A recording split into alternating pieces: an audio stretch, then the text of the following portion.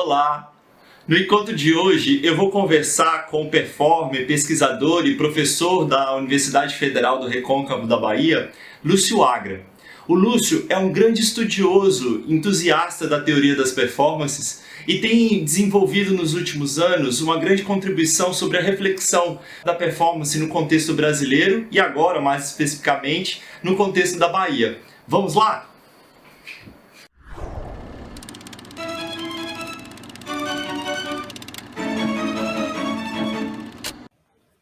Olá, Lúcio. Olá, Thiago. Eu quero começar te agradecendo muito a oportunidade de conversar contigo. Você que, além de toda, né, toda a compreensão de mundo que você tem, né, esses grandes estudos já que você se desenvolveu, você também tem se aproximado muito da internet, do YouTube, né, das comunicações virtuais. E é uma felicidade muito grande quando eu vejo uma pessoa que tem, né, esse estofo, essa quantidade de conhecimento, buscando essas novas comunicações, né, esses novos diálogos aí, porque é muita informação que você tem na rede, né? Inicialmente eu falei com você assim, eu gostaria de dar conta de tudo né, que eu já consigo ter acesso seu, e eu pretendo até o final da vida dar conta de tudo isso, de assimilar tudo. Então eu queria muito te agradecer essa grande oportunidade de conversa que você vai nos dar. Eu que agradeço, Matheus. E eu queria te começar te perguntando que é algo que é relacionado a isso, que é o que te faz fazer e pensar a arte hoje, né? O que te move nesse processo hoje? Olha, o que me move é o que sempre me moveu, mas que ganha qualidade diferente com o passar dos anos, né? Quando eu comecei a fazer alguma coisa que pretendia ser alguma coisa artística, eu estava num momento histórico, né? Isso era final dos anos 70, começo dos anos 80, era um momento histórico em que a própria ideia de você fazer arte ou se pronunciar como artista estava um pouco periclitante, entendeu? Eu vim de um momento em que se questionava muito essa ideia de dizer assim, eu sou um artista, né? Se autoproclamar artista. Então, isso teve, no meu caso particular, eu hoje sei que o mesmo aconteceu para outras pessoas, teve um efeito, ao mesmo tempo, interessante, porque não me deixou cair numa série de armadilhas da romantização da figura do artista, né?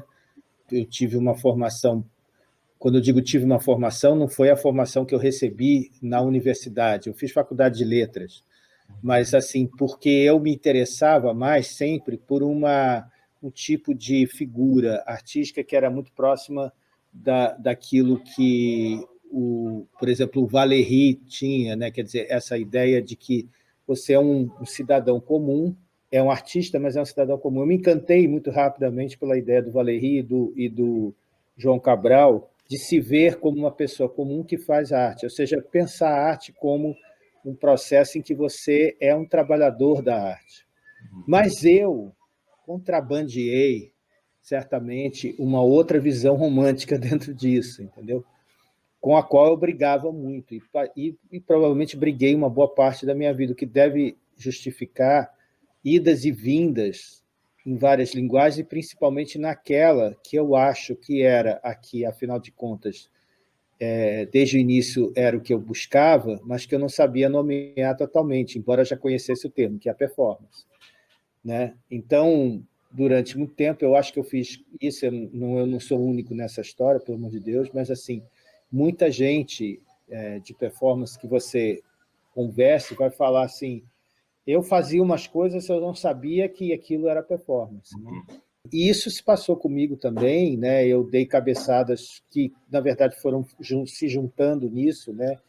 Passei pela música, hoje eu estou nela de novo, por força também de estar aqui na Bahia, passei pelas artes visuais, passei pelo cinema, assim, me interessei uma época por cinema, assim, sempre tive essa coisa de gostar de várias coisas simultaneamente, o que também tem um problema, claro, porque você acaba se dispersando em muitas coisas e há quem diga que você não acaba fazendo nenhuma.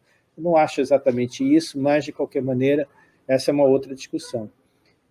Então, a motivação, ela sempre teve lá, porque eu acho que a gente, bom, primeiro e antes de mais nada, a gente faz arte porque se a gente não fizesse, a gente morreria, né?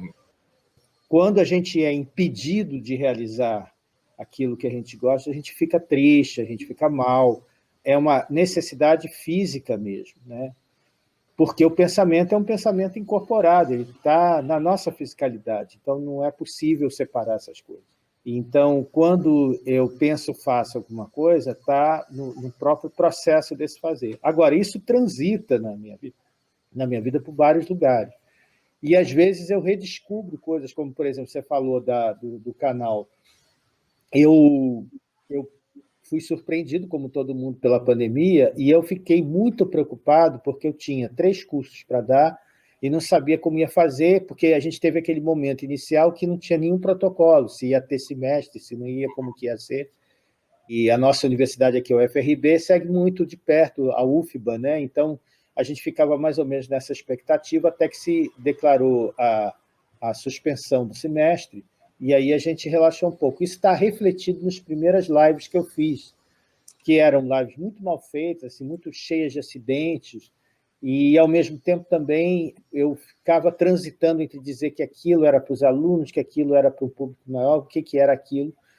E aí, com isso, eu até aprendi a pegar esses conteúdos e transformar eles em uma coisa que fosse para um público maior.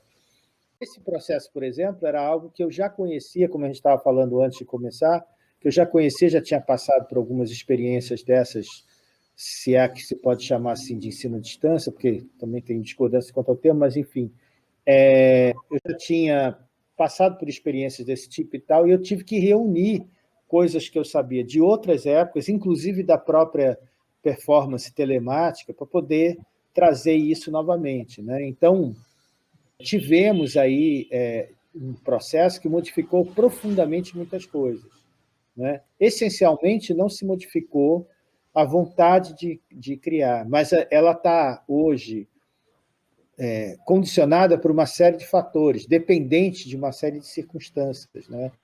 Então, ela já não é mais o mesmo esforço. Quero dizer assim, nós que trabalhamos com aquilo que eu tenho tentado chamar de artes ao vivo, quer dizer, que são dependentes muito da presença e da presença física, quando eu penso, por exemplo, em sair na rua e fazer uma performance hoje em dia, eu tenho que pensar uma série de fatores que interferem, inclusive, em relação à minha própria fisicalidade, à minha corporalidade, porque a pandemia me atingiu no momento em que a minha categoria de pessoas, né, com 60 anos ou mais, foram afetadas diretamente. Quer dizer, nós éramos como se diz, o grupo de risco principal, né, de contaminação. Então, felizmente, já tomei as 2 doses da vacina e tudo isso, mas, de qualquer maneira, a gente ficou numa circunstância em que muitas das coisas que eu poderia fazer, assim,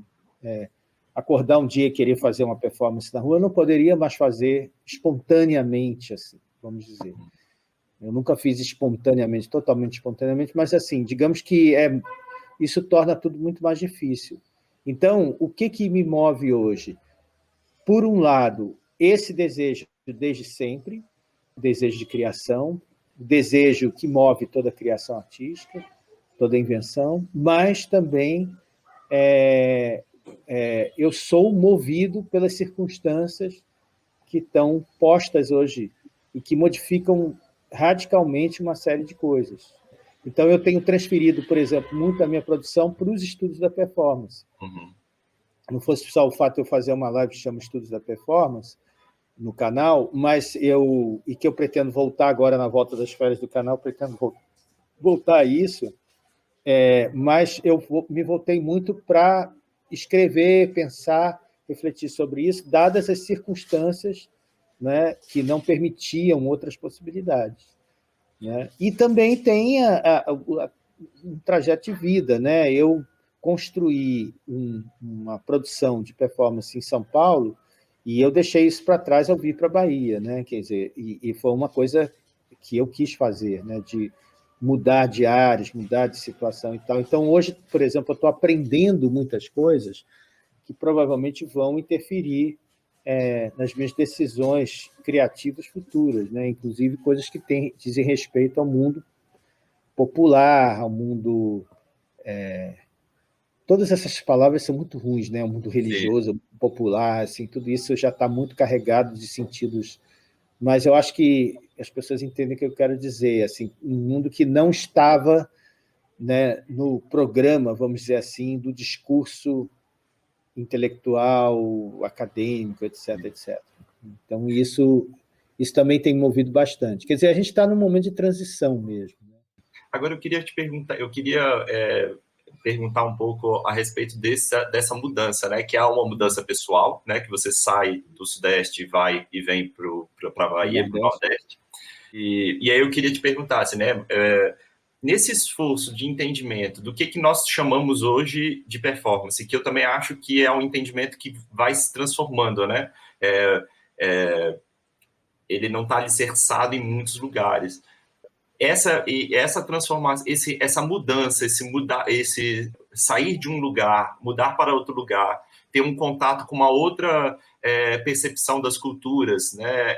Como que você percebe que há uma mudança no seu entendimento sobre o que nós chamamos de performance?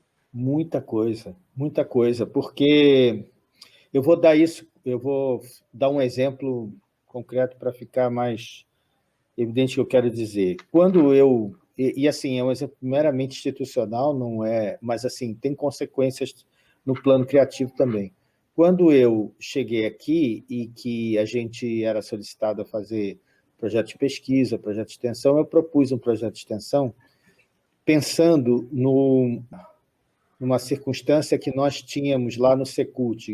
Eu dou aula no Centro de Cultura, Linguagem e Tecnologias Aplicadas da UFRB, que é um centro novo, é um centro interdisciplinar.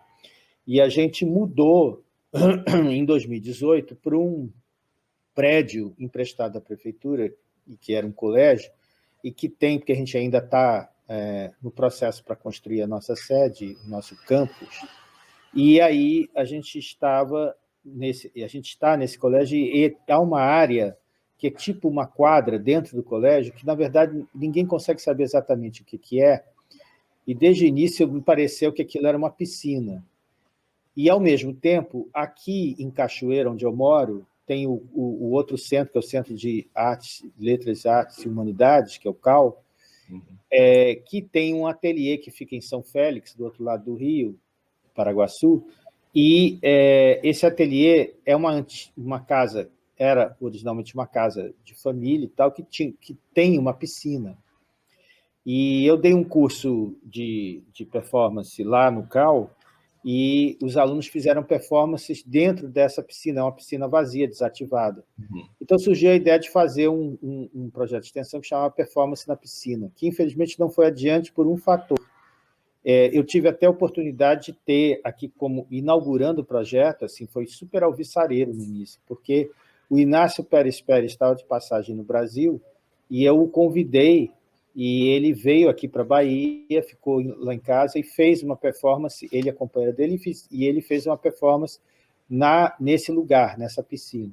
Isso inauguraria o projeto. Então, a sequência seguinte, eu usei a experiência que eu tinha de fazer festivais de São Paulo e abri uma convocatória. E o que aconteceu é que ninguém compareceu, ninguém atendeu a convocatória, né? Porque aí eu comecei a entender que as coisas aqui não funcionavam da mesma maneira, não só porque havia ainda uma certa perplexidade naquele momento, 2017, 2018, em relação a essa questão da performance, que já mudou muito, né? De lá para cá já mudou bastante.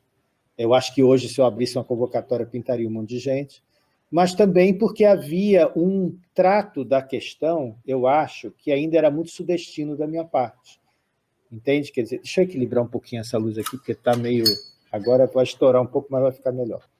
Eu, na verdade, acabei fazendo essa espécie de acoplamento de coisas que precisariam de uma mediação. E aí o projeto fracassou justamente porque eu não consegui perceber como estabelecer essa mediação, inclusive no meio das outras coisas que eu estava fazendo. Outros colegas foram mais bem-sucedidos e fizeram projetos de performance com os alunos, porque isso visava principalmente os alunos, e também havia uma outra coisa que eu acho que é um dado importante, politicamente falando, que é a gente que vinha, como o meu caso, de uma experiência de muitos anos dando aula em universidades privadas, desconhecia o funcionamento da extensão.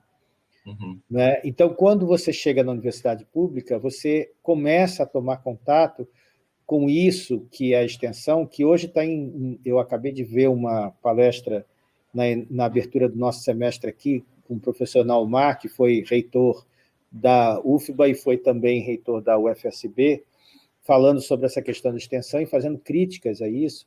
Mas a gente, para aquém disso, né, muito antes disso, a gente tinha dificuldade de entender o que era o funcionamento da extensão, porque a minha geração foi uma geração que chega aos 30 e poucos anos, na época de governos de Itamar, Fernando Henrique, principalmente Fernando Henrique, em que foram encerrados os concursos, não tinha concurso nenhum.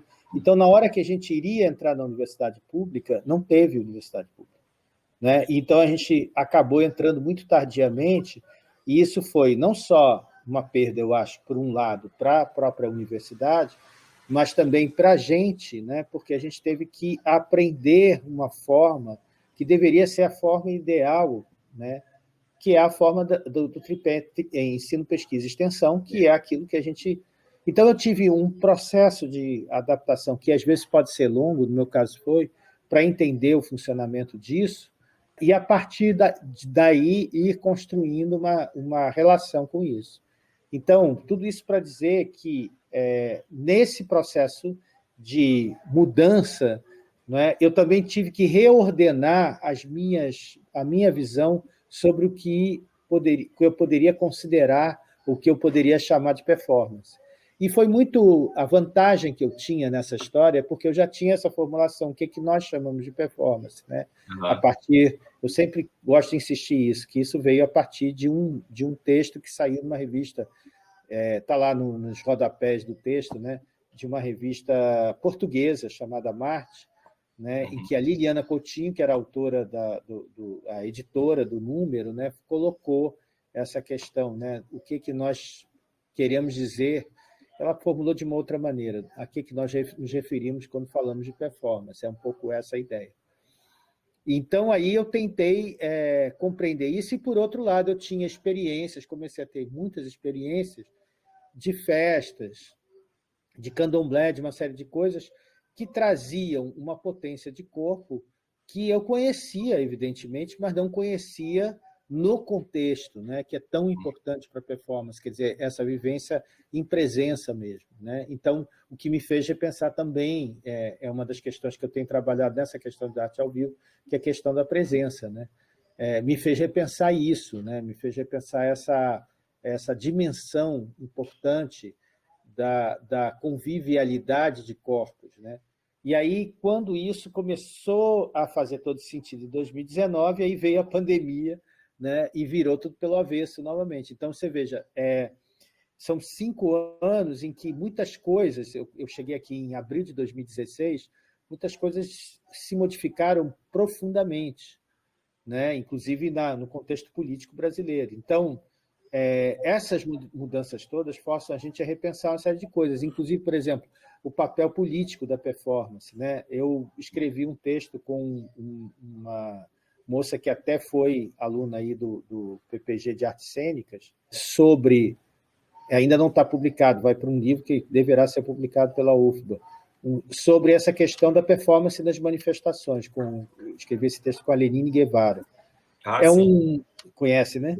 Que é uma questão muito importante, porque, na verdade, a gente está no momento em que a performance que era produzida, que já tinha saído das galerias, dos lugares institucionalizados, ela também ganhou, desde já o início da década que ora se encerra, ela ganhou uma um protagonismo no processo político muito grande, quer dizer, as manifestações todas ganharam a presencialidade da performance, por causa, inclusive, da capacidade da performance de produzir-se dentro dessa urgência, né? A performance, o teatro de rua, né?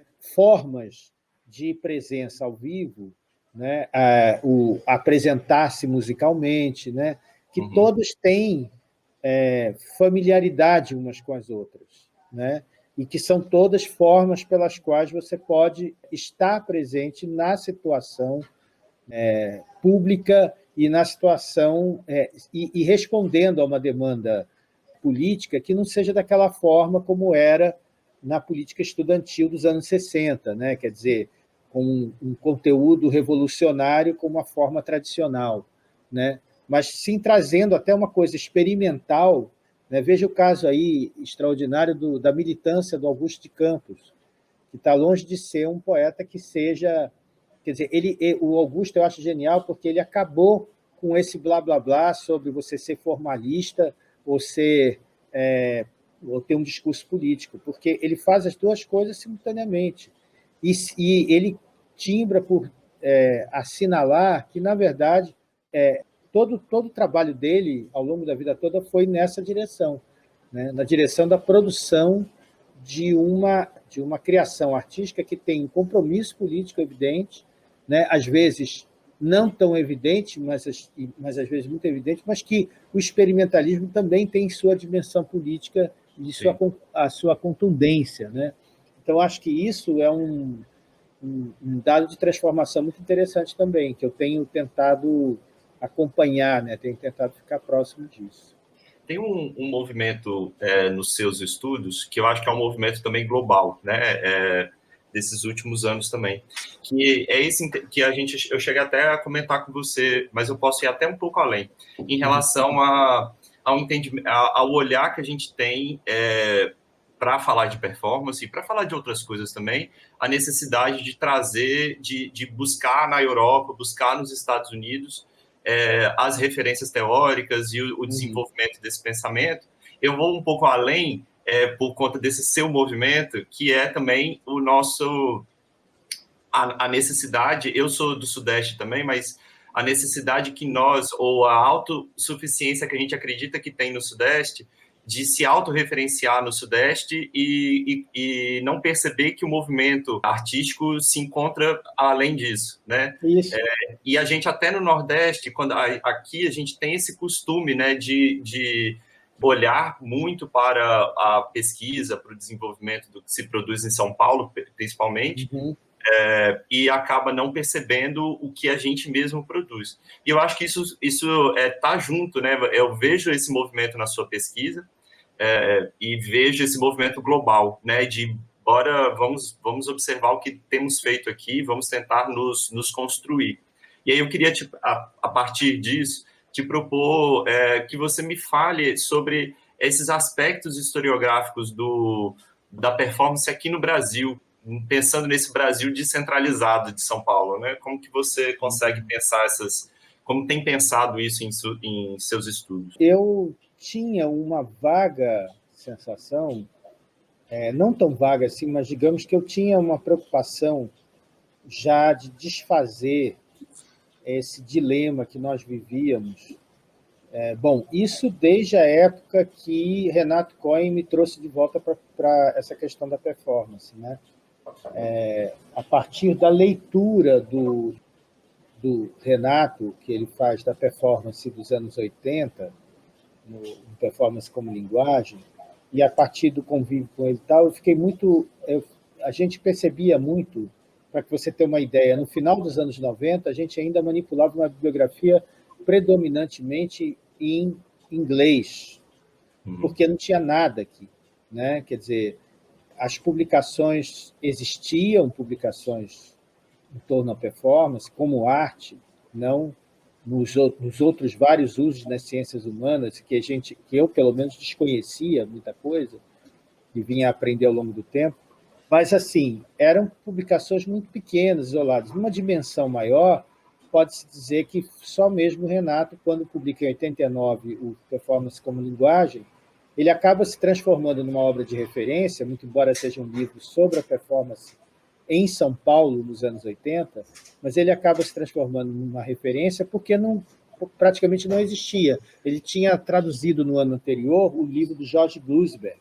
Ora, o Jorge Glusberg era um argentino milionário que curtia performance, né? Claro, tinha sua importância e tudo isso, mas ficou muito famoso naquela época. Hoje ninguém pensa nisso. Houve muitos gurus instantâneos, como sempre há, né, nos anos 80 e nos anos 70 sobre essas coisas, né? Eu acho que o livro, isso tudo para dizer que eu acho que o livro do Renato é muito superior ao livro do Glusberg. E havia, desde 79, o famoso livro da Rosalie Goldbeck, que também se chama Arte da Performance, como o do Glusberg, né? Mas que levou até 2006 para ser traduzido no Brasil. Ora, para você entender o que significa, em 2001 eu comecei a dar aulas no Arte do Corpo. O livro foi traduzido em 2006, quer dizer, de 2001 a 2006, para a gente ter um manual de performance, a gente precisava contar com a colaboração. Eu me lembro até de uma menina que hoje em dia está morando em Londres, que trabalhou conosco, a Bombom, que trabalhava com performance, mais ou menos da turma da Sandra, daquela época. E ela se responsabilizou pela tradução de alguns capítulos para poder a gente usar em sala de aula, porque não tinha mesmo nada. Isso tinha que ver também com uma situação de invisibilização da performance que estava acontecendo nesse momento e que se modificou muito a partir, principalmente, do fins da década de 0 e o princípio da década de 10. Né? Quer dizer, quando ali 2009 para diante, as coisas começam a se transformar profundamente, né? Já em parte por conta do próprio Arte do Corpo, que pioneiramente tinha colocado essa concentração em performance, né? Quer dizer, essa possibilidade, né, de formação passando pela performance, mas também porque havia já uma virada performativa acontecendo no Brasil, de modo geral, havia um crescimento desse interesse em torno. Mas, ao mesmo tempo, me incomodava muito essa questão, não incomodava tanto, muito é um pouco exagero, mas me incomodava essa questão de se ter que sempre recorrer a uma bibliografia gringa e principalmente anglo-saxã, né? E aí eu comecei a me perguntar, mas não tem isso? A morte do Renato em 2003, a morte súbita dele em 2003, e a necessidade da gente dar continuidade ao trabalho lá na Arte do Corpo me empurrou para uma pesquisa disso, e eu comecei também a levantar fontes, como muitas outras pessoas fizeram, e eu inclusive, a gente falou isso antes de começar, né? Eu me aproximei já no início, já constatei no início que havia, dentre aquelas pessoas que estavam interessadas em fazer um levantamento de uma produção da performance brasileira, um pessoal daqui da Bahia, principalmente o trabalho do Zé Mário Peixoto, que publicou um capítulo da dissertação de mestrado dele, em que ele fazia um histórico da performance no mundo e no Brasil. Esse capítulo tem circulado muito, ele nunca publicou isso sob forma de livro e tal, mas esse capítulo tem circulado muito por aí como uma dessas fontes históricas, e eu, nesse artigo que você me mencionou antes, sobre a história, apontamentos com a história da performance no Brasil, que eu fiz, se não me engano, eu não lembro, mas eu acho que foi lá para Goiás, eu não tenho certeza, mas enfim. Arte da Cena, a revista. Arte da Cena. Eu fiz esse artigo meio sob encomenda, mas já tentando resumir o que eu tinha conseguido encontrar, que ainda é muito pouco, né? Porque outras pessoas, como a Paula da Riba, em São Paulo, por exemplo, foram até mais longe, levantaram mais informações a respeito. Quando você começa a fazer isso, você começa também a se perguntar onde é que está a presença feminina, né, na performance no Brasil, onde é que está a presença negra na performance no Brasil, onde é que está a presença indígena na performance no Brasil, LGBTQ+, enfim, todas essas coisas começam a entrar também no jogo. Então, isso abre, né, uma área de pesquisa importante, mas o mais importante disso, eu acho que aí eu dou crédito a essa transformação. No meu caso, a chegada aqui é que aí eu também aqui me dei mais conta da importância do discurso decolonial, ou seja, da possibilidade da gente pensar uma perspectiva decolonial da performance, né? Partindo de alguns pressupostos que eu já tinha defendido. Primeiro, a ideia de que não faz sentido a gente fazer críticas ao termo performance, que seria um termo importado, coisa assim, porque a gente já incorporou isso aqui. Sim. Né? Então, eu tenho levado muito essa questão para uma perspectiva antropofágica, né? No sentido da antropofagia ritual de Oswald de Andrade, da gente tentar pensar modos pelos quais as nossas criações ao vivo, né, que é o termo que eu tenho tentado usar mais, elas se traduzem numa singularidade que faz com que este ao vivo esteja muito próximo de nós, o que faz com que pensar uma história da performance no Brasil, ou pensar numa história da performance brasileira, signifique pensar em algo que ultrapassa, inclusive, o quadro histórico que normalmente a gente usa para se referir à performance no mundo. Quer dizer, não vai ser só a performance feita nos anos 60 e 70, que, de resto, chegou aqui no Brasil mais ou menos na mesma época que chegou no mundo todo. Quer dizer, nesse aspecto, o Brasil não ficou nem um pouco atrás. Em 69, a gente estava publicando o livro sobre Happening, do Jean-Jacques Lebel, na mesma hora que esse livro saiu lá fora. Estava saindo aqui, publicado no Brasil, em São Paulo. Então, assim, não há essa coisa que se costuma dizer, a gente está sempre recebendo atrasado e tal. Há, claro, esses atrasos do ponto de vista de produção editorial, né? Quer dizer, o livro da Rosely Gobeck vem sendo requentado diversas vezes, ela só acrescenta coisas novas naquela história que ela já contou, desde 1979, mas, infelizmente, a gente só chegou aqui em 2006. O livro do Marvin Calça, né, é um livro de 2010 aqui, mas é um livro dos anos 90 lá. Mas, de qualquer maneira, as coisas chegam muito rápido aqui e a gente tinha uma certa sincronicidade com essas questões. Então, não é uma questão daquela coisa sempre do atraso, da subserviência do Brasil ao estrangeiro, coisa assim. Eu não quero esse discurso impotente sobre o Brasil, não me interessa. Eu acho que é interessante a gente pensar que talvez a gente tenha marcos temporais que antecedem a própria colonização. Então, eu quero pensar a performance a partir de um referencial pré-colonial, né? Ou a partir de um referencial que possa incorporar a performance ameríndia, né? Que possa essas coisas. Eu não estou falando de nada que de algum modo eu já não soubesse antes, mas estar aqui colocou essas coisas numa perspectiva funcional para que eu pudesse pensar isso, né? Então, é nisso que eu estou mergulhado atualmente, né? Inclusive, em termos de estudos da performance. Eu acho que a gente tem que decolonizar não só a história da performance brasileira, mas os estudos da performance no Brasil. Todo o complexo de coisas que se relaciona com isso precisam se emancipar dessa suposta dependência, né? Porque a gente não precisa depender dessas outras ideias, a gente não precisa depender de Schechner. Na verdade, muito pelo contrário, um dos ídolos do Schechner é Augusto Boal. Né? Quer dizer, então, nós é que demos régua e compasso para eles e não foi o contrário. Né?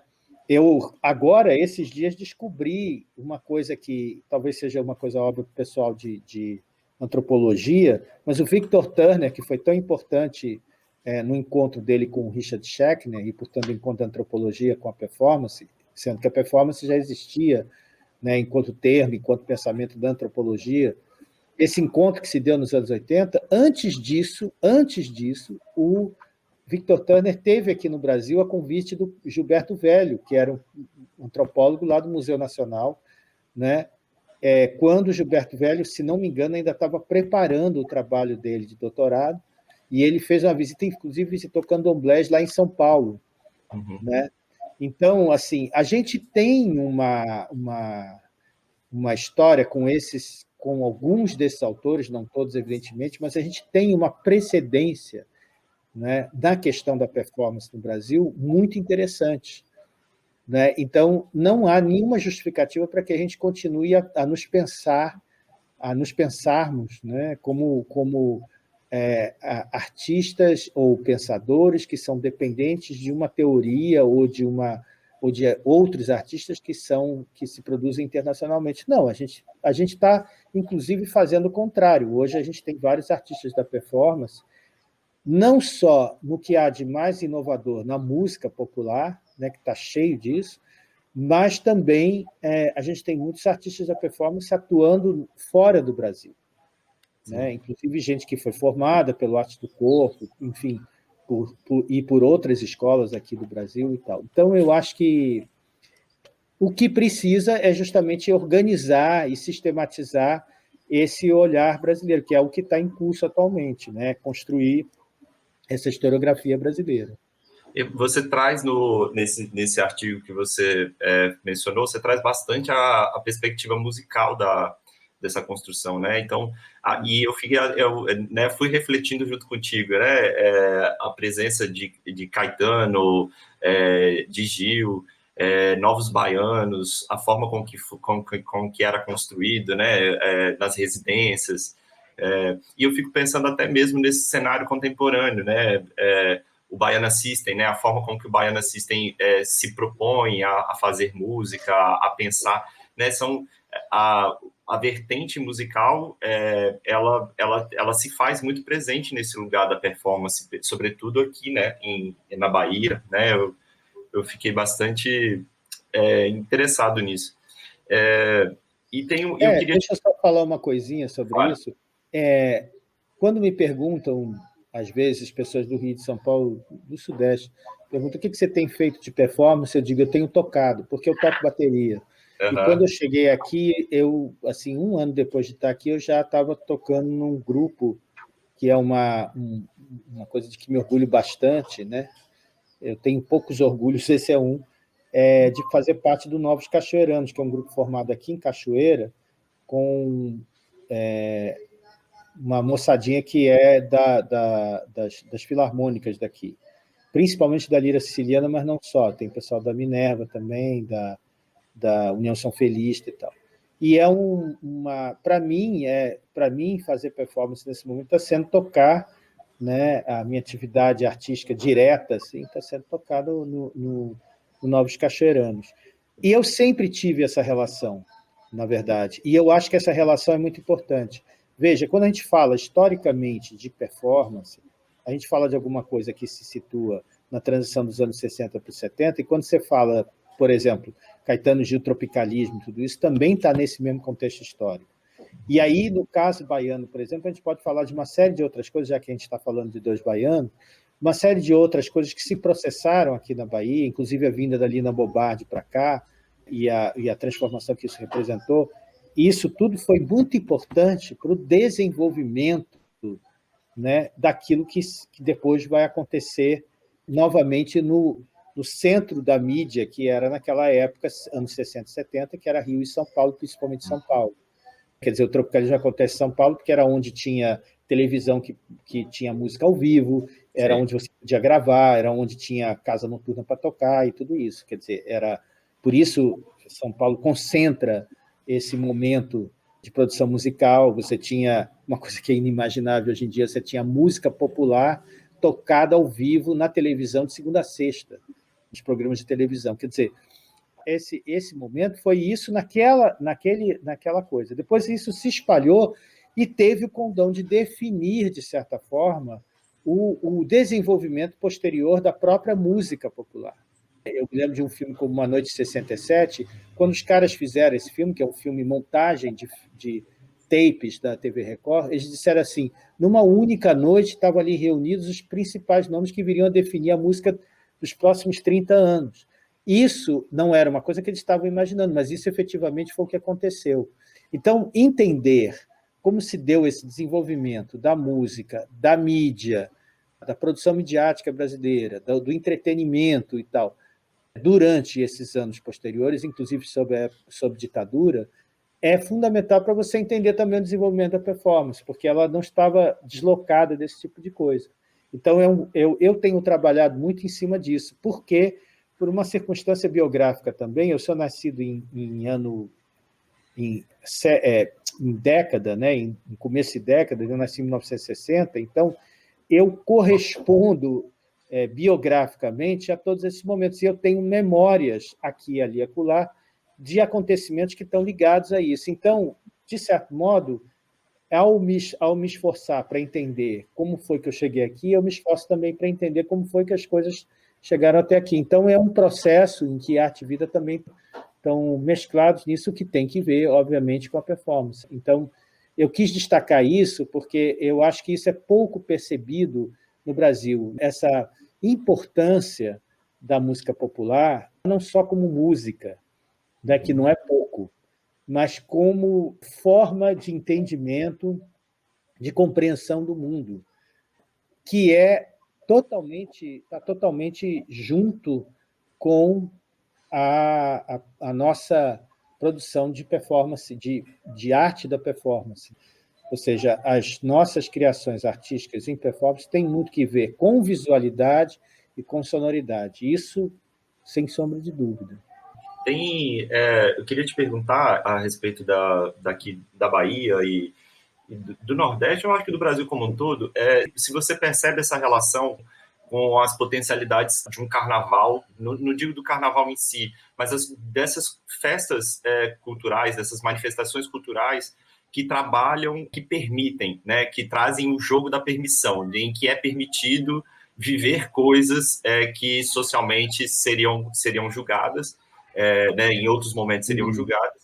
Se você percebe que isso amplia esses horizontes, né? Eu tenho a sensação de que aqui nas ruas de Salvador, se você propõe uma intervenção nas ruas, lógico, você vai ter inúmeras reações, mas a inserção do artista e da artista na rua, ela se torna mais aceita do que em outros lugares, muito devido a essa experiência constante no ano com esses festejos, com esses momentos de permissão, em que se é permitido ser o que você não poderia ser. Eu acho que você está corretíssimo no seu raciocínio. É isso mesmo. Quer dizer, essa condição da permissão é algo que é característica do carnaval, de modo geral. Então, se você vai lá no nosso clássico para trabalhar com isso, que cada vez que eu volto lá, eu me surpreendo com mais uma coisa, que é o Mikhail Bakhtin, né, o criador dessa ideia da carnavalização. Você vê lá muito claramente, quer dizer, quando ele se volta para estudar isso no Rabelais, essa questão das inversões, isso está presente lá o tempo todo. Isso é uma coisa que é praticamente, agora eu falei como Zé do Caixão, né? praticamente medieval, né? Assim, você tem um desenvolvimento disso no carnaval, de modo geral, desde sempre. Agora, existe uma dimensão disso aqui que é muito importante. Essa coisa que você falou da rua, eu já trazia um pouco dessa experiência dos meus anos de vida no Rio de Janeiro. Eu nasci em Recife, mas fui criado no estado do Rio de Janeiro. E depois vivi muitos anos na cidade do Rio de Janeiro. Essa experiência do carnaval lá, em muitos aspectos, assemelha-se à experiência do carnaval aqui, porque em muitas outras coisas não se parece. Por que eu falei do Rio de Janeiro? Porque o Rio de Janeiro é a outra região do Brasil com grande incidência negra. Né? E eu acho que isso é um fator fundamental. A presença negra nesses lugares traz uma importância do corpo e do ritmo que é absolutamente essencial, e a importância do espaço público, né, solidário, porque essas pessoas foram pessoas às quais foi negada a cidadania. As pessoas negras brasileiras foram mantidas, mesmo depois da assim chamada libertação dos escravos, foram mantidas como cidadãos de segunda classe, né? Ou seja, pessoas que não tinham direitos, mas que estavam, pela sua própria precariedade, estavam sujeitas a uma vida muito voltada para o mundo da rua. Não é à toa que no candomblé de caboclo, na Umbanda, você tem uma quantidade enorme de entidades da rua, né? Porque isso corresponde a uma experiência de vida onde muita gente desprovida foi obrigada a estar, e ainda é, até hoje, obrigada a estar na rua a maior parte do tempo. E, ao mesmo tempo, essa sociedade construiu, né? A gente está ouvindo aí o carro de som agora, construiu uma convivialidade que é toda da rua, né? Ontem mesmo eu estava falando sobre isso numa aula e sobre as dificuldades de você fazer performance na rua. Eu fiz performance na rua em Belo Horizonte, onde também há uma população negra, mas mais escondida e sufocada, né, pelo racismo. Eu fiz performance em Belo Horizonte na rua, fiz performance em Brasília na rua e enfrentei o outro lado disso, que são as grandes dificuldades que se pode ter no trazer para o seu corpo de uma situação que tem um peso muito grande, que é a situação da pessoa que está na rua, né? Daquele que habita a rua, né? A gente, na performance que faça na rua, é diferente de você fazer, por exemplo, teatro de rua, porque o teatro de rua é um esquema que te protege daquilo que está à volta, né? Porque ele estabelece um espaço tal.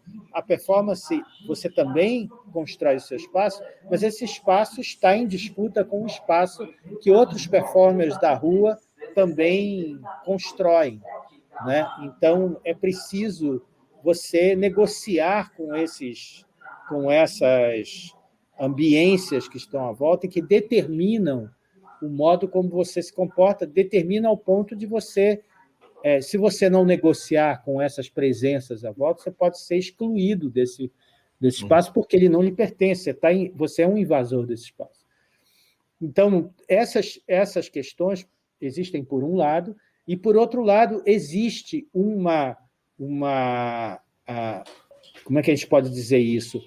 Quem está já acostumado com essa convivialidade da rua vai ficar entusiasmado com o fato de que mais gente possa ajudar nesse processo de expansão dessa convivialidade, né?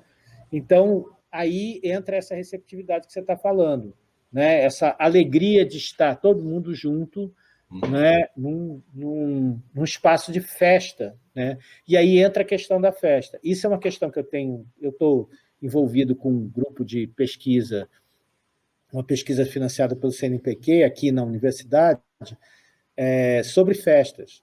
E a gente tem discutido muito isso, e por conta disso eu também fui buscar, isso está até lá no canal, tem umas lives de arte ao vivo que eu falo sobre essa questão da festa, fui buscar alguma origem possível disso, e encontrei muito isso no barroco, nas formulações que o Afonso Ávila fez muito pioneiramente nos anos 70 sobre essa questão da festa barroca. Né? E a festa barroca foi uma desses lances antropofágicos que nós realizamos no Brasil.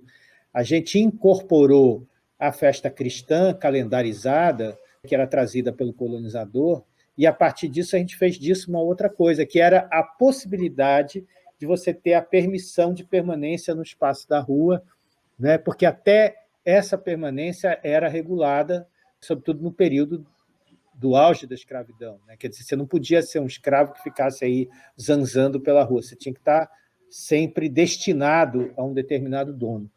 Então, a rua também foi um espaço de construção de resistência, isso fica muito claro no Rio de Janeiro, e eu acho que aqui também. Por todas essas razões, a gente tem muito a investigar sobre a questão da festa, inclusive como algo que desborda a questão do cênico, né? Das assim chamadas artes cênicas, porque aí a arte cênica já não funciona para lidar com isso. A festa não é uma cena feita para alguns assistirem, né? E a gente começa, inclusive, a descobrir até mesmo o caráter elitista do teatro. Se você for estudar isso, você vai conseguir descobrir o caráter elitista do teatro no Brasil, no sentido de que o teatro foi capturado rapidamente para a produção de um determinado entretenimento de elite, e como forma de descolar essa elite do entretenimento popular, que esse era muito disruptivo, era muito desafiador para essa elite, inclusive porque era um momento em que você, membro da elite, estava em contato, não é, com uma população que você oprimia, e que naquele momento você não podia exercer essa opressão da forma que existia antes. Ao mesmo tempo, também, Isso foi, é claro, né, as coisas não têm só um lado, isso também foi sendo capturado. Você vai ver a história do carnaval baiano, o carnaval baiano começa como um gesto de uma elite baiana, que é o carnaval de corso, com as pessoas festejando, os clubes festejando, com festas, com bailes, etc. Mas aí, dentro disso, vai se insinuando uma outra coisa, que, veja, a gente volta à questão anterior, explode justamente no pós-tropicalismo, né? Quando esse carnaval de rua recupera uma dimensão popular a partir desses artistas que nem eram artistas, quer dizer, a ditadura logrou uma coisa muito séria, né? Quer dizer, eu acho que é uma nota de rodapé, mas acho importante assinalar isso, porque a gente está falando disso. Os artistas que foram exilados, como Caetano Gil, tiveram uma esquina, né, na sua carreira, uma quebra, uma dobra na sua carreira. Se eles não tivessem sido exilados, eles poderiam ser muito mais populares naquele momento do que puderam ser, né? Quer dizer, durante muito tempo, nem Caetano nem Gil venderam tanto disco assim, né? Hoje a gente reconhece eles como artistas internacionalmente reconhecidos, porque é impossível não reconhecê-los dessa forma, mas isso não era percebido assim, dessa forma, não havia essa evidência deles em outro momento, justamente porque o trabalho da ditadura foi de fechá-los dentro de um determinado nicho de produção. E eles foram muito sábios no sentido de furar isso, e os novos baianos têm uma importância muito grande nisso, né, de furar isso e abrir um novo caminho. Então, eu acho que, em resumo, isso tudo chama atenção para esse lugar que, ao mesmo tempo, é um lugar que já está sendo muito capturado. Porque você vê que as festas aqui na Bahia sempre tiveram uso político, mas algumas delas têm tido tentativas de captura delas para uma coisa turística, babaquara e tal, que não faz o menor sentido. Quer dizer, que tira, não é a espontaneidade, que isso é uma ideia boboca também, mas tira a possibilidade de invenção que está implícita nessa produção de rua. Quer dizer, quando se faz a gentrificação de certos espaços, que são espaços clássicos, como o Rio Vermelho, né, que você acaba com o mercado do peixe, faz aquela coisa que fizeram lá, você entrega isso para uma determinada categoria social que trata isso como um evento que você vai lá, uma festa que você vai lá e não se compromete com nada daquilo. E para a população que é da pesca, aquilo ali é a vida das pessoas, essencialmente, desde o início. Então, tem essas questões também. O envolvimento do corpo, como diz a Sueli Ronick, o saber do corpo que essas pessoas têm, foi essencial para a construção dessa festa, né? Então, é uma luta constantemente. A gente tem que estar sempre... Quer dizer, novamente, aquele aspecto político, né? A performance está sempre também interferindo nesse processo de redução das possibilidades, né, inventivas do povo, de modo geral, da população pobre. Né? Agora, quando eu falei dessa questão da inserção na rua, me veio também uma questão também de que pode parecer no que eu falei, de que isso seria mais fácil, porque você se coloca na rua e aí é mais fácil. Mas tem um aspecto importante dessa inserção, que é o desejo da interação. Então, aqui eu percebo um desejo de interação constante, até mesmo quando você não está se propondo a isso, né? Até quando você não está em um estado artístico, em uma ação artística, a interação ela é requisitada a todo momento. E isso, para um artista, para uma performance, né, o artista ele precisa, e a artista precisa ter essa consciência de que não vai conseguir passar ilesa, né? Seguir aqui o tipo de performance de ficar em silêncio e se mantendo à distância vai funcionar pouco, né? Vai funcionar mal. Eu, quando falei aqui da performance, dos pioneiros da performance daqui, eu ia mostrar esse catálogo aqui, que eu tenho do Mola, que o Zé Mário e a Daniela Félix tocaram na época da Bienal, da nova Bienal do Recôncavo. É muito perceptível que, e a gente, quando ainda fazia em São Paulo, o último festival que a gente fez, o último performance que a gente fez lá em São Paulo, a gente teve um artista sergipano que eu insisti muito na hora da convocatória de colocar ele, porque ele trazia um modo esse modo de interação na produção dele, eu acho interessante, eu não lembro mais o nome do artista, mas ele fazia o seguinte, ele chegou ali no Lago da Batata, pintou o corpo todo dele de preto com carvão, eu acho, uma coisa assim, ou pisse, não sei, uma tinta preta, e aí ele tinha uma gamela de farinha. Importante assinalar que ele era negro também, então, quer dizer, na verdade, isso tinha outra significação, antes que pensem em outras coisas. E ele tinha uma gamela de farinha, e ele começa, então, magérrimo, uma figura magérrima, assim. E ele começa, então, praticamente nu, começa a comer farinha. E a ação dele todo o tempo todo é ficar comendo aquela farinha. Né? Um sujeito magérrimo, de óculos, né? Fundo de garrafa, né? Naquela circunstância que era, evidentemente, evocadora daquela questão da seca, de tudo isso. Isso era o óbvio da coisa. Mas a ação dele de comer farinha era um convite que não foi recusado. E olha que a gente estava falando de São Paulo. Em breve já tinha gente comendo a farinha junto com ele. Então, ele sacou uma coisa muito interessante que, por um lado, conecta com aquilo que o Haroldo de Campos chamou de festa-feira, né? Porque a feira no Nordeste é também o lugar da festa, né? É o lugar onde as duas coisas acontecem, onde o parque de diversões está. A feira é o acontecimento da festa. Aqui em Cachoeira, no São João, tem a Feira do Porto, que é parte da festa, né? A feira e a festa são coisas que acontecem simultaneamente desde sempre aqui.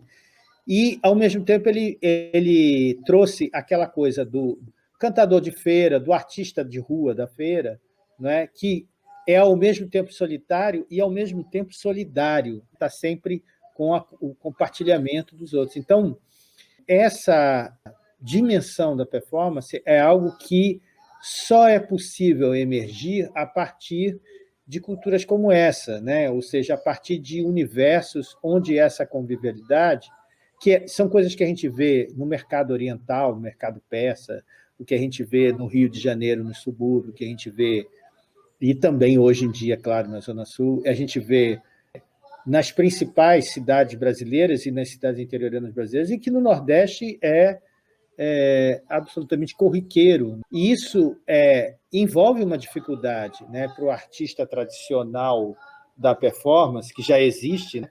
Quer dizer, aquele artista que ainda está querendo fazer uma coisa muito encucada, baseada na body art, né, sei lá, numa coisa que não sei quem fez, uma instalação do Maurício Cattelan, não sei o que cita não sei quantos artistas europeus e estrangeiros, de modo geral, mas que não tem atenção para essa explosão que existe no Brasil, a cada canto, a cada esquina, de uma performatividade, aí tentando usar esse termo de uma forma menos alucinada, como se usa hoje em dia, porque se usa para tudo, né? Buscando uma performatividade que é nossa, nós temos, né? Nós construímos, ao longo dessa violentíssima e acidentada história desse país, uma série de formas que são performas, são mover-se através da forma, que são a nossa performance, né? Se fosse historiar isso, seria impossível, porque a quantidade de gente anônima que está envolvida nesse processo é imensa. Mas, de qualquer maneira, esse é o esforço, por isso não é fácil. É uma responsabilidade. Eu estou falando com você aqui, estou olhando para essa foto aqui, eu vou até tirar da parede para mostrar. Essa foto aqui que simboliza isso que a gente está falando. Elliot Sica na Mangueira. Né? Quer dizer, quando o Elliot Sica pôs o corpo dele para dançar na Mangueira, ele precisou aprender a ser passista.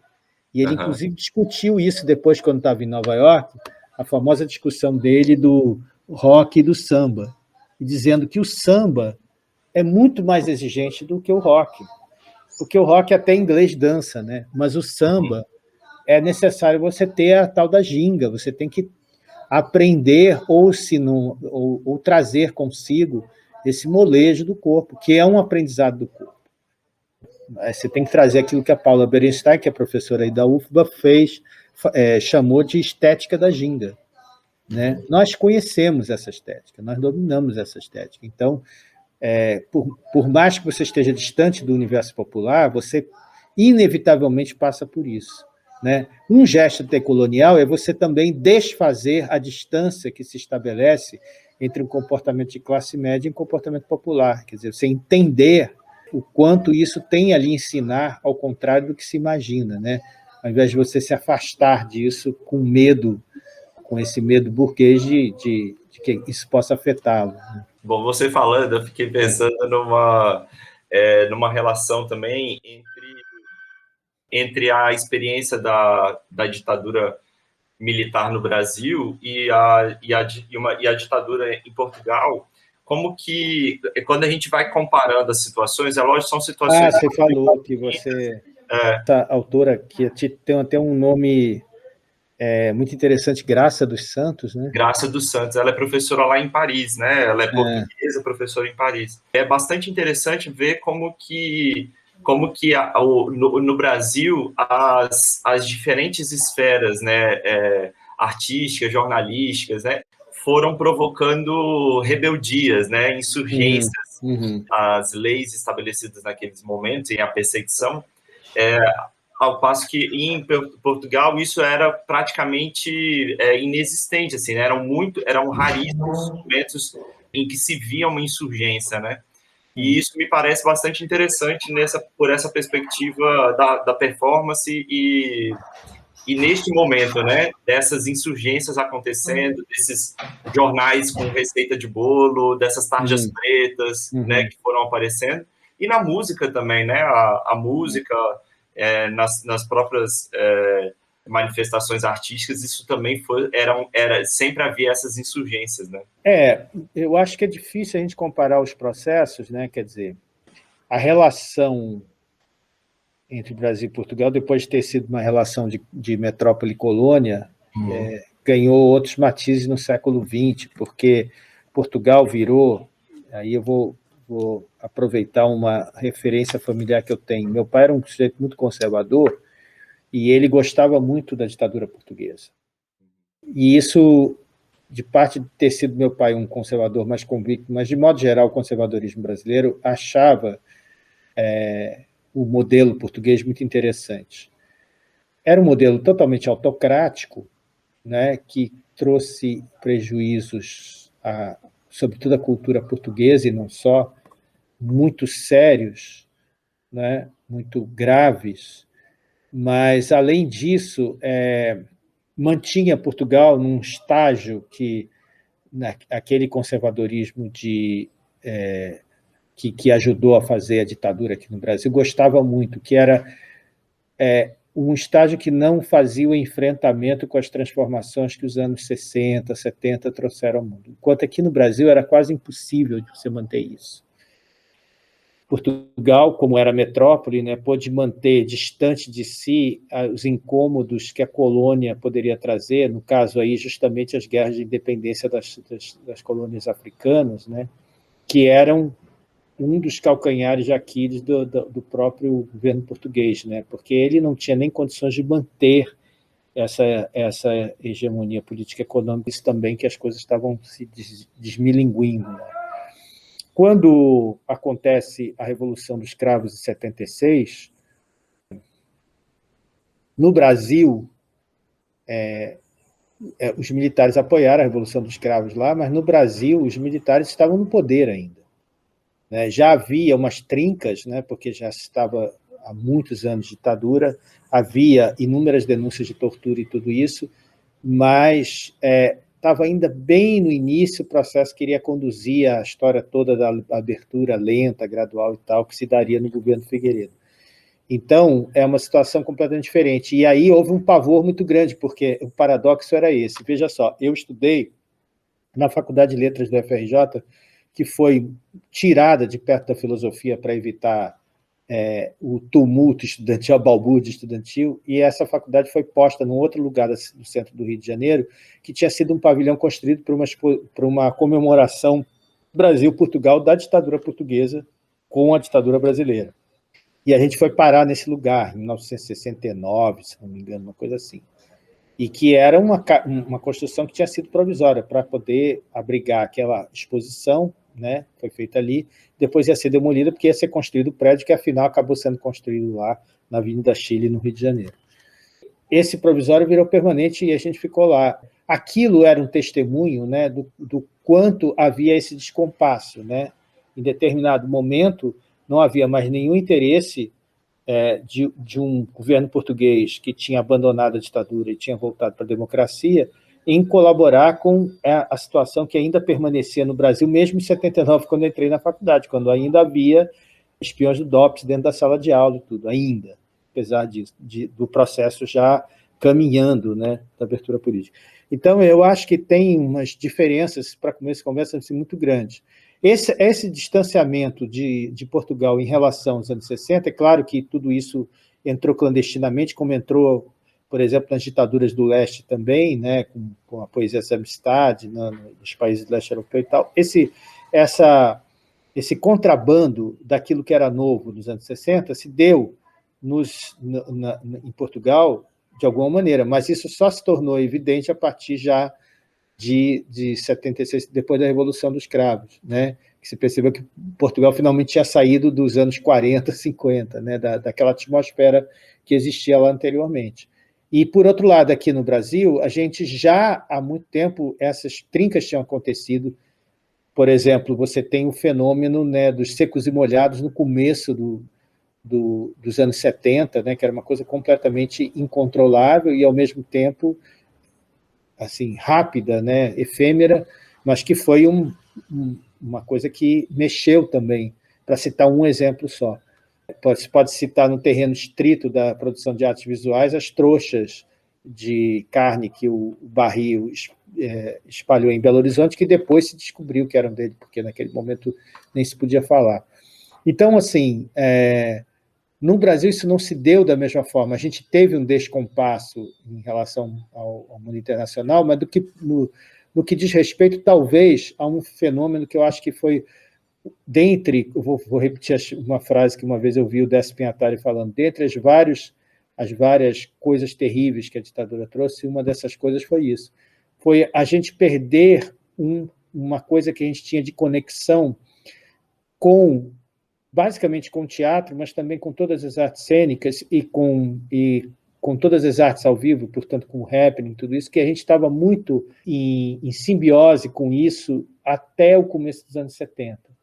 Quer dizer, o AI-5 teve o condão de destruir sistematicamente algo que estava muito concentrado em São Paulo, é real isso, e que tem uma dimensão física, inclusive, nisso. Quer dizer, a obra da construção do Minhocão em São Paulo foi uma obra de destruição de toda uma região da cultura de São Paulo, que era uma região que você percorria a pé. Eu não vivi isso, eu aprendi isso a partir de referências que depois, morando muitos anos em São Paulo, fui começando a descobrir. Você podia percorrer todo um conjunto de...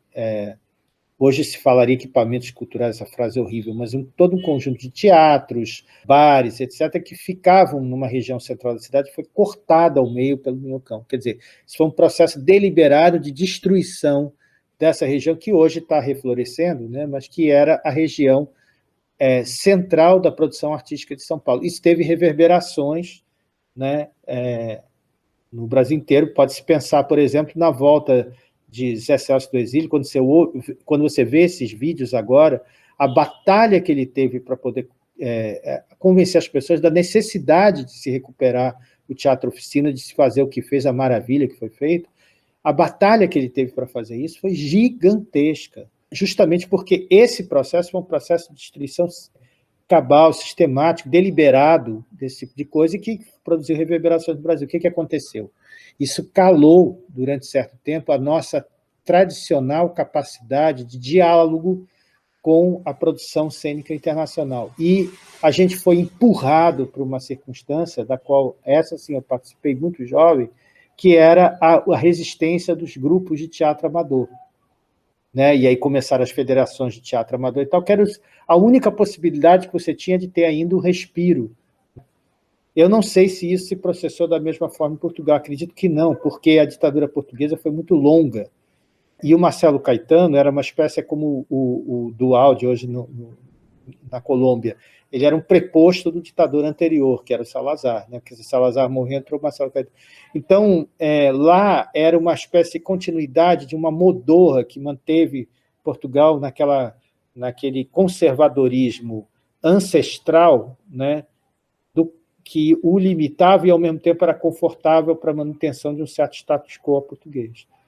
E que fez com que, inclusive, isso colaborasse para o isolamento. A grande dificuldade depois que houve para Portugal entrar na União Europeia e tudo isso, e depois também, quando você viaja e você descobre a quantidade enorme de imigrantes portugueses, de Portugal mesmo, né, de mão de obra mais barata, em vários lugares, principalmente nos Estados Unidos, e aí você percebe que houve efetivamente essa desagregação e a produção de um Estado. Aqui se tentou fazer a mesma coisa, quer dizer, o plano da direita era o mesmo, mas aqui a coisa nunca conseguiu se realizar completamente, porque os processos foram sempre trincando essas estruturas muito pesadas, né? Eu hoje a propósito disso, sou um defensor da demolição sumária do Minhocão, exatamente por causa desse sentido, né, dessa simbologia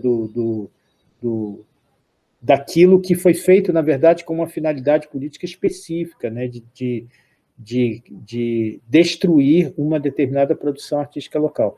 Mas, enfim, aqui a gente tem um processo, portanto, bastante diferente, né? Eu acho difícil comparar um contexto e outro. Além do que, ao longo desse tempo, se aprofundou uma distância nossa, muito triste, na verdade, eu acho, em relação à própria língua. Por um lado, nós começamos a tomar consciência no Brasil de que nós falamos um português negro, e que é muito mais fácil compreender o português falado pelas pessoas que vêm das colônias africanas, que tem um ligeiro, muito ligeiro sotaque português de Portugal, mas que tem Aí quem está falando aqui é um pouco estudante de letras também, e que mas tem uma fala, uma melodia, uma coisa próxima do Brasil, e o nosso português do Brasil é um português totalmente atravessado por palavras árabes, negras, etc., periférico, portanto, é um português periférico, enquanto que o português de Portugal se manteve naquela coisa quase sem vogais, tipicamente europeia, que faz com que eles, quando a gente vai lá, eles nos leiam como se a gente fosse, no caso dos que são brancos como eu, como se a gente fosse de algum outro país da Europa, que estivesse tentando falar português, entendeu? Quer dizer, nós perdemos essa conexão com uma língua que nos é comum. Eu estou falando isso não pela desvantagem do ponto de vista comercial, coisa assim, mas pela vantagem do ponto de vista artístico, porque isso significa que nós tínhamos uma língua comum que, de repente, abriu-se um fosso de possibilidades comunicativas. Quer dizer, se alguém se pergunta assim, por que não tem tantas colaborações artísticas entre portugueses e brasileiros? Eu tenho amigos artistas que estão em Portugal que enfrentam imensas dificuldades, né? Artistas da performance, inclusive, que enfrentam imensas dificuldades e que em grande parte, tem que ver com isso, né? Depois que no Instituto Hemisférico assisti uma palestra da Mary Louise Pratt, que é uma estudiosa dessa questão da performance linguística, porque performance é um termo que, na verdade, uma das origens dele é da linguística. Ela estuda essa questão como uma questão do poder através da língua, né? Como você fixa um certo poder através da língua, ficou mais evidente isso, quer dizer, o uso, a instrumentação que muitas vezes o europeu reacionário faz da língua como forma de imposição e de humilhação, de subalternização daquele que vem da colônia, ou que é o aprendiz da língua, que é o emigrado, e assim por diante. Então, isso é um processo muito complexo. Aí eu acho que a gente já não tem mais uma ligação com Portugal, a gente tem uma ligação com essa relação entre imigrante e país para onde se vai, que aí, de resto, é a situação dos brasileiros de modo geral na Europa, né? Eu tendo a ler a coisa por esse caminho, entendeu? E aí eu acho que os movimentos são outros, né? São movimentos de levar, de ter a altivez de levar isso que nós somos capazes de produzir aqui para lá, Mas não vejo mais nem a menor possibilidade de, lamentavelmente, né? Porque quando a gente vai lá, a gente vê tanta coisa que a gente reconhece, mas, ao mesmo tempo, esse reconhecer é penoso, porque é o reconhecer de alguma coisa que faz parte do processo colonizador. Que gerou dor de alguma forma. De todas as formas, é um processo muito terrível. Lúcio, eu queria muito agradecer essa conversa. Eu poderia ficar aqui dias e dias, horas e horas conversando contigo. É sempre, né, é muita informação importante. Te agradecer muito essa troca, que ela seja a primeira, né, de muitas trocas aí para o futuro. Que muito em breve a gente consiga também romper com essa com virtual, né, poder tomar um café junto e conversar, trocar ideia. Fico muito feliz em saber que você está aqui, né, de alguma forma perto da gente. 100 quilômetros daí, né? 100 quilômetros, e que isso possa, né, nos aproximar aí, em outros âmbitos, né, acadêmicos, teóricos. Que bom. Muito obrigado, viu? Eu que te agradeço, Matheus. Muito obrigado pelo convite. Fique bem, um abraço. Abraço. Tchau, tchau.